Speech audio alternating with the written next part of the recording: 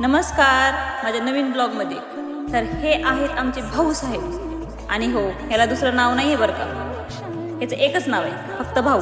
कारण हा दुसऱ्या कुठल्याही नावाला शोभत नाही, म्हणून ह्याला फक्त मी भाऊच म्हणते. तर आम्ही जात आहोत माझ्या आजोळाला म्हणजेच माझ्या आईकडे, आईच्या आईकडे. तर आम्ही जात असताना रस्त्यामध्ये आमच्या लैलाला लागली भूक, म्हणजेच की माझ्या भावाच्या गाडीला लागली भूक. असं आम्ही आलो गॅस टाकायला.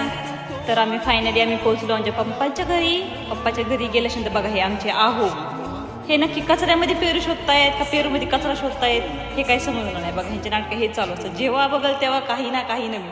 आणि ह्या ते आमचे आजोबा. जेव्हा आम्ही जात होतो तेव्हा आमचे आजोबा रडत होते, म्हणतो जाऊ नका. पण काय करणार, आम्हाला जावं लागलं. हे आमचा भाऊसाहेब, त्याला खूप टेन्शन आलं, पण जावंच लागलं. काय करणार. मग निघालो भर. आमची गाडी चालली, आम्ही जात आहोत. आणि हे गावातली माणसं, थोडंसं अकॅडमी हे ते थोडंसं भरपूर काही बघितलं. त्यात आम्हाला दिसले छोटेसे लेकरं, ते मस्त खेळत होते. आणि फायनली आम्ही पोहोचलो आमच्या आजोबा. हे बघा, आमची डायरेक्ट आमची मम्मी हॉस्पिटलमध्ये पोहोचली. आणि हॉस्पिटलमध्ये आमच्या आजीचं झालं असं स्कॅन वगैरे जे काय असतं ते मला माहीत नाही, MRI वगैरे काहीतरी म्हणतात त्याला. हे असं आम्ही खूप छानपैकी केलं.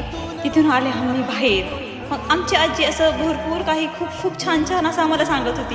हे झालं ते झालं. आजीला म्हणलं, बाई थांब थोडंसं वेळ घे, जरा बस. नंतर आम्ही मग आमच्या आजीला थोडंसं बसायला सांगितलं. तिथून आम्ही निघलो. फायनली दवाखाना कंप्लीट झाला.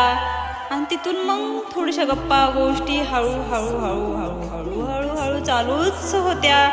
त्याच्यानंतर हे बघा, माझी मम्मी आणि आजोबा कसे बसले दवाखान्यात.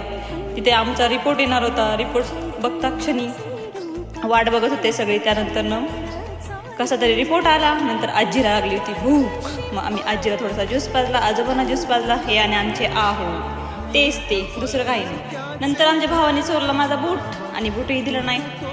आणि नंतर आम्ही त्याच्यानंतर डायरेक्ट हॉटेलमध्ये पोहोचलो. हॉटेलमध्ये थोडासा आजोबांना नाश्ता घातला.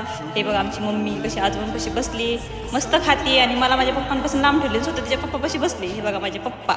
आणि हे आम्ही नंतर फायनली घरी पोहोचलो. घरी पोहोचल्यानंतर हे बघा, सगळेजण मस्तपैकी निघलेत. इकडे गाडी लावतात, तिकडे गाडी लावतात. मी अशी फिरते येड्यासारखी. आणि पाहू शकता माझे मामा पण आहे तिथं समोर उभं राहिलेले. हो, तेच ते माझे मामा. हे सांगतात, गाडी इथे लावू नका, तिथे लावा, तिथे नका लावू, इथे लावा. आणि हे नवीन म्हणजे की जे आपण पहिल्याच्या काळात बघत होतो ना लहानपणी, मस्ती वगैरे, लोकांच्या घरून TV बघणं, हे अजूनही माझ्या आजोबा चालतं बरं का. हे माझ्या आजोबा लगेच मला पाणी घेऊन आले घरात आल्या.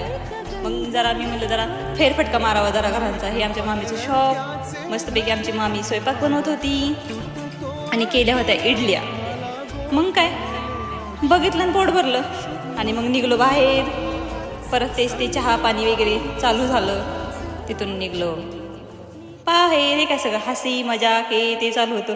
तिथं आले आजी. आणि आजीला आजोबा सांगत होते, माझी लेक आली आहे, माझी नात आली आहे, माझा जावई आलाय, माझा हे आलाय, माझा ते आलाय. सगळं आमच्या आजोबांचं सांगून झालं. फायनली आम्ही चहा प्यायला बसलो. चहा वगैरे घेतला. काय मग चहा वगैरे घेतला. तसंच त्यांनाही म्हणलं घ्या बिस्किट वगैरे. त्यांनी तर काय बिस्किट घेतलं नाही. तसंच आमचे मामा आणि मम्मीचं रडणं चालू होतं. खूप दिवसानंतर त्यांची भेट झाली होती. आईची तब्येत बरी नव्हती. त्यानंतर मग आम्ही आमच्या आई बापूंच्या पाया पडलो दोघंजण जोडीने. आणि मग काय आधी बापूंच्या पडलो, मग आईच्या पडलो. सगळेजण हसत होते. चालू होती सगळ्यांची मस्ती. तसंच आमचा दिवसही संपला आणि माझा ब्लॉगही संपला. तुम्हाला कसा वाटला नक्की कमेंट करून सांगा. बाय.